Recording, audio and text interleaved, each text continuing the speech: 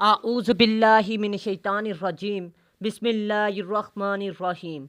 अस्सलामु अलैकुम dear students.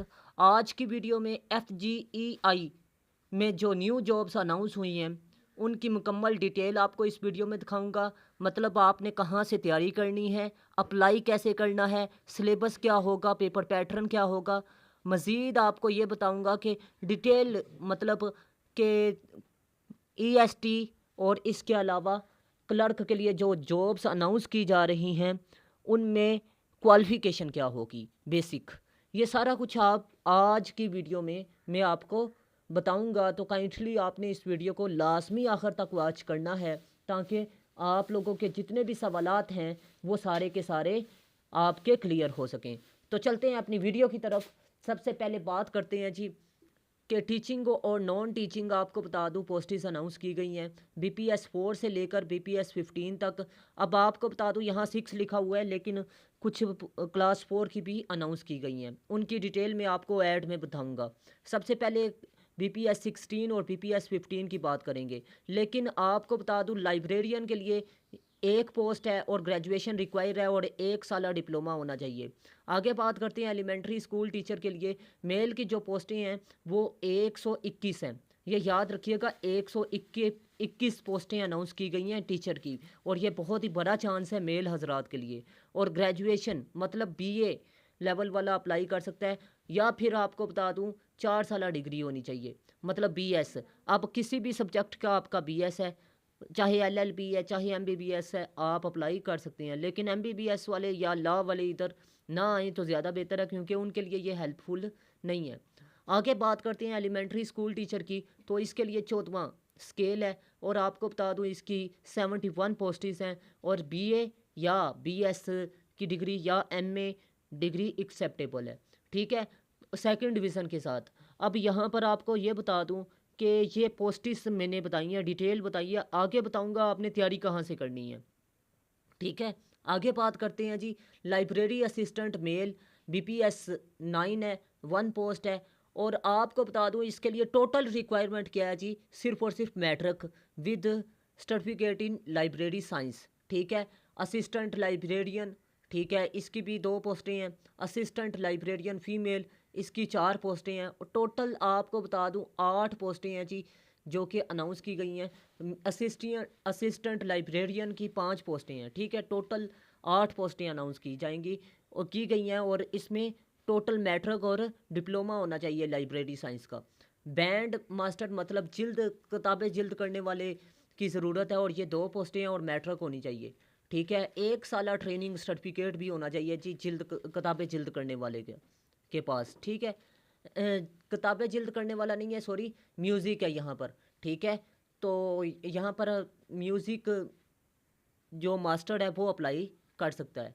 आगे बात करते हैं सीइंग मिस्ट्रेस, मतलब ये है कि दर्जन दर्जन जोन सी है उसकी एक पोस्ट है, मैट्रिक है, और 1 साल का डिप्लोमा इसके लिए भी रिक्वायर है, ठीक है। और ये बहुत ही पावरफुल जॉब है, अगर आप लोग तैयारी करते हैं तो लाजमी तौर पर लाजमी तौर पर अप्लाई करते हैं तो तैयारी भी लाजमी तौर पर करें। उसकी मेन वजह यह है कि पावरफुल इसलिए है, बाकी डिपार्टमेंट की निस्बत इसमें ज़्यादा सैलरी होती है। इसके अलावा आपको बता दूं साफ़ सुथरा काम होता है।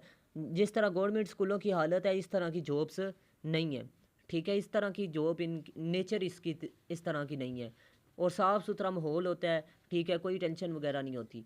नॉन टीचिंग स्टाफ की बात करें तो असिस्टेंट की टोटल 2 पोस्टें हैं जी, और इसके लिए ग्रेजुएशन होनी चाहिए, और 6 माह का आपका 2 माह का 3 माह का डिप्लोमा एक्सेप्टेबल है नॉन टीचिंग स्टाफ के लिए। और टोटल आपको बता दूं MS word, power point, Excel और पावर पॉइंट वगैरह पर और टाइपिंग वगैरह पर आपको गिरफ्त होनी चाहिए, ठीक है, अगर आप इसमें अप्लाई करते हैं। अब बात करते हैं स्टेनोटाइपिस्ट, और इसके लिए एक पोस्ट है, ठीक है, और टोटल इंटर रिक्वायर है, और टाइपिंग स्पीड इसके लिए 40 रिक्वायर है, और शॉर्ट हैंड इसमें 80+ स्पीड होनी चाहिए। अब सबसे अहम बात बता दूं कि आपने अप्लाई कैसे करना है। अप्लाई के लिए आप लोग मेरे व्हाट्सअप नंबर पर रब्ता कर सकते हैं, ठीक है। फ़ी पे करके आप मेरे से रब्ता कर सकते हैं, बाकी डॉक्यूमेंट आपने सेंड करने हैं, ठीक है। इंशाल्लाह मैं अप्लाई करवा दूंगा। बाकी अकाउंटेंट की बात करते हैं। अकाउंटेंट के लिए 14 पोस्टें हैं। BCom और आपको बता दूं ग्रेजुएशन की डिग्री होनी चाहिए। अपर डिवीज़न क्लर्क के लिए यूडीसी के लिए 13वां बीपीएस है, ये याद रखिएगा, 13वां बीपीएस और 37 पोस्टें बहुत ज़्यादा हैं। ठीक है, 3 पोस्टें अकाउंटेंट की हैं और यूडीसी की 37 हैं। इंटरमीडिएट इसकी रिक्वायरमेंट है और इसमें आपको बता दूं आपका पास कंप्यूटर डिप्लोमा होना लाजमी है।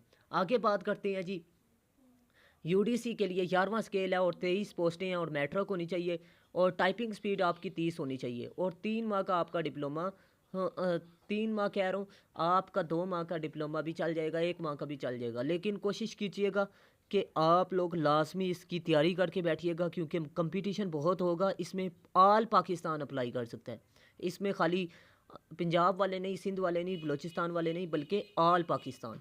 ठीक है, आगे बात करते हैं जी, लाइब्रेरी लेबॉर्ट्री असिस्टेंट, इसका बीपीएस 7 है और 34 पोस्टें हैं। मैट्रिक विद साइंस होना चाहिए और इसके अलावा आपको ये बता दूं कि आपके पास डिप्लोमा भी होना चाहिए लेबॉर्ट्री असिस्टेंट के लिए। ठीक है, तो ज़्यादा बेहतर है। अगर नहीं है तो फिर भी आपका अप्लाई तो हो जाएगा, लेकिन तैयारी के बगैर मैं फिर कह रहा हूँ कि उम्मीदवार ना बैठें। 70+ इसका मेरिट होगा। ठीक है, कंपटीशन बहुत ही हार्ड होगा और मज़ीद आपको बता दूं लास्ट टाइम जो मेरिट था वो 67 तक था, तो इस बार कंपटीशन हार्ड होने वाला है क्योंकि आपको बता दूं दिन ब दिन मेरिट हाई होता है। और तैयारी के लिए फ़ीस पहले 30 स्टूडेंट पर पोस्ट 3000 है मुकम्मल सेशन की। ठीक है, और आपको बता दूं पहले 30 स्टूडेंट के लिए ये फ़ी है।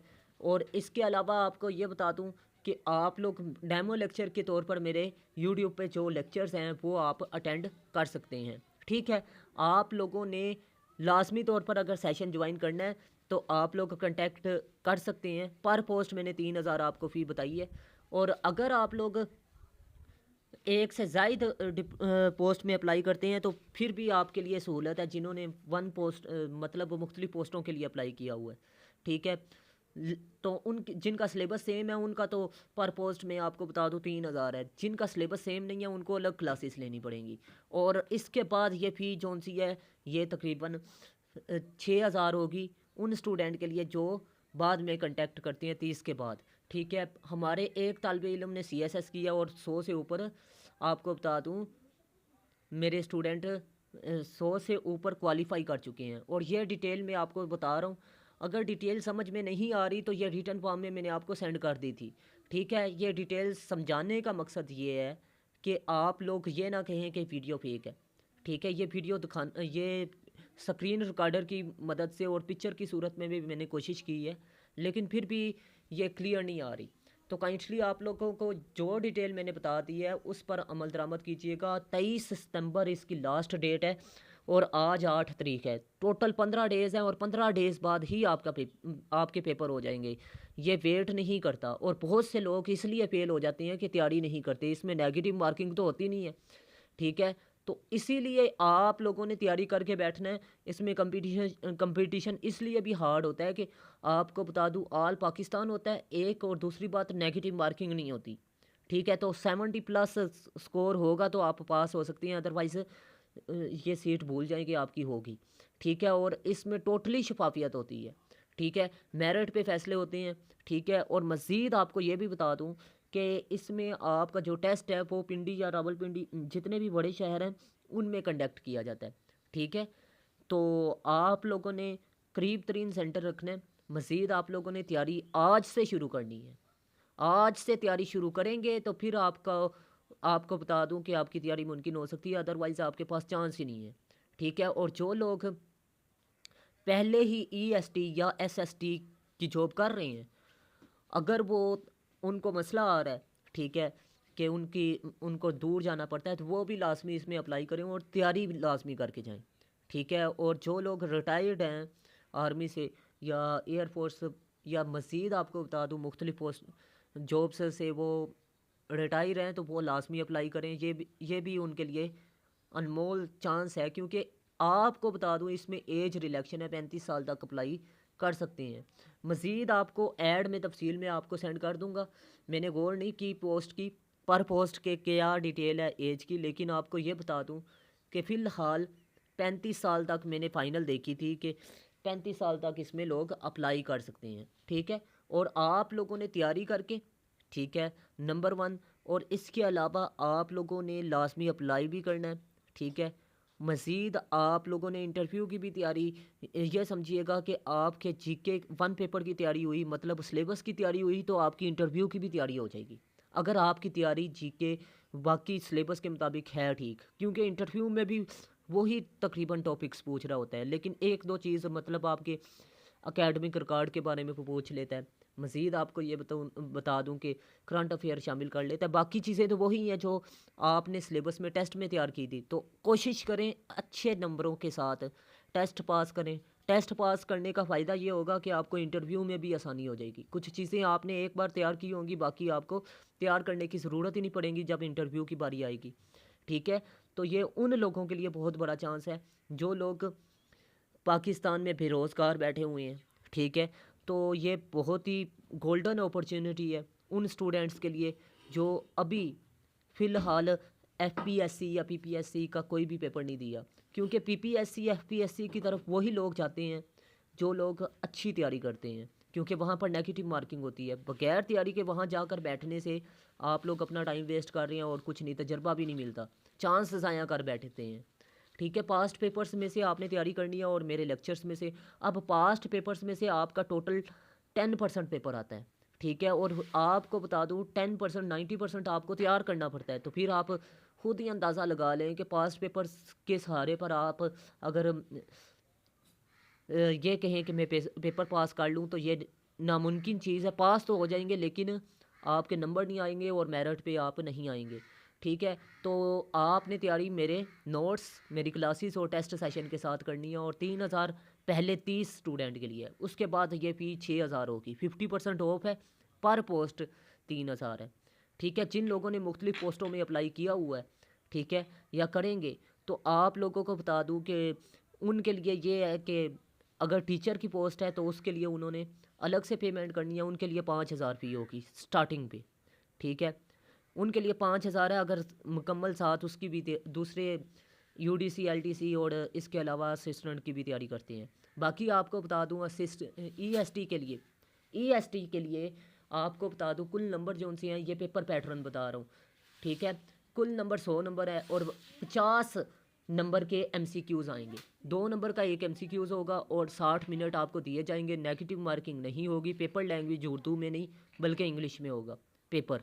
ठीक है, अब बात करते हैं नेक्स्ट कि आपके सिलेबस में क्या चीज़ें हैं। ये ईएसटी के लिए मेल और फीमेल का सिलेबस बता रहा हूँ कि ग्रामर होगा, प्रेपोजिशन होगी, करेक्शन के रूल्स होंगे, सिनोनिम्स वगैरह आपने तैयार करने होंगे। मैं टॉपिक वाइज आपको इंग्लिश का पोर्शन तैयार करवाऊंगा और ये 20% होगा। पाकिस्तान अफेयर में मैं आपको टॉपिक बताऊंगा, वो आपने तैयार करने हैं। मैथ के मैं टॉपिक बताऊंगा, वो आपने तैयार करने हैं।